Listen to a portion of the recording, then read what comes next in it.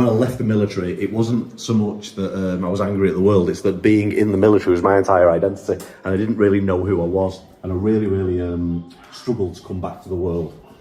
And I was pretty ill, and I was in therapy, and when I was in therapy, my therapist told me about the hippocampus, and when you've been through trauma, your hippocampus part of your brain attached to your amygdala helps you process memories, and it physically shrinks. It's physical brain damage trauma. But I was really, really poorly, so she was telling me about the hippocampus, and all I heard was hippopotamus. So this is a little ode to my hippopotamus. No wonder I'm scared all the time, with this hippo running around inside my head. Why are you not scared? I'm told my hippo's much smaller than yours. I've got this tiny hippo and he runs around my head. He looks after all my memories and he puts them all to bed. The good ones blue, the bad ones red.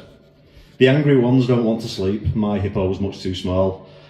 So he leaves them running around all night and they just have a ball.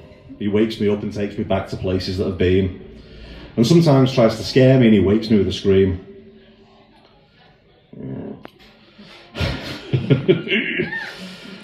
Well, now I've trained my hippo to smush them in the ground with words from deep inside I no longer be around.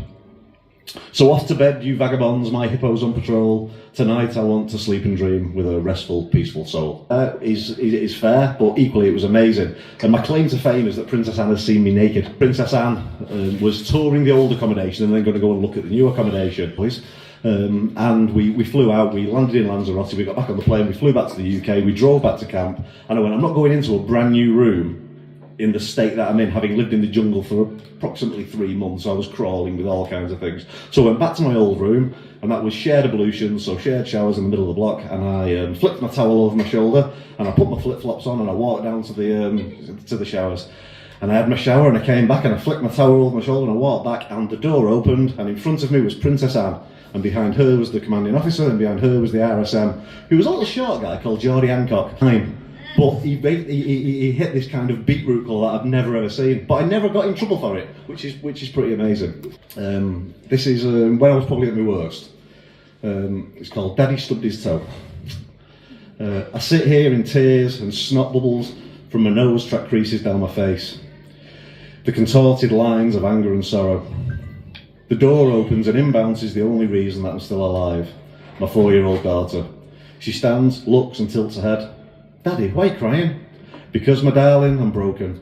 My heart weeps for its own shattered soul, lying on sands in foreign lands for lies and oil. Because no matter how hard I scrub, the smell of death and burning flesh are stuck in my nose like fresh cut grass in April. Because when the sun shines and the wind blows just right, I am 2,000 miles from home with a rifle in my hand. Because I thought I was good, but I'm not, I'm bad. I'm a bad man in an evil world that is full of hurt and full of hate and will chew you up and spit you out. Because I cannot function in the world like others. My life can't go back. My frame of reference has shifted and I'm looking through a mirror to find a way forward. Because I hurt so much that I feel like my identity is bleeding out and being replaced with piss and vinegar. Although of course I didn't say any of that. What I actually said was, oh, I've hurt my toe, darling. And she tilted her head, looked at me again and said, silly daddy, and ran off out of the room. She burst back in moments later after I'd pulled myself together, dressed in her nurse's uniform and carrying a blue plastic box decorated with a red cross. I forced on my serious family face and said, so doctor, how are we going to fix this? And she pulled out a small plastic bandage, not knowing that she'd already fixed me.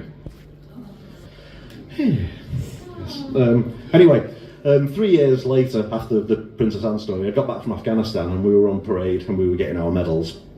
And Princess Anne was giving us our medals because I was in the Royal Signals and she's the Commander-in-Chief of the Royal Signals. So she's walking down the road and she's pinning medals on, and she gets to me and she pins the medal on and she says, do I know you, Corporal Pollard? And as much as I would have loved to have said, yes, but not with my clothes on, I didn't. And then suddenly, across her face, you realise where she knew me from, and she just smirked, laughed, and walked past. But there you go, that's my concern. You must have had a massive, massive smile.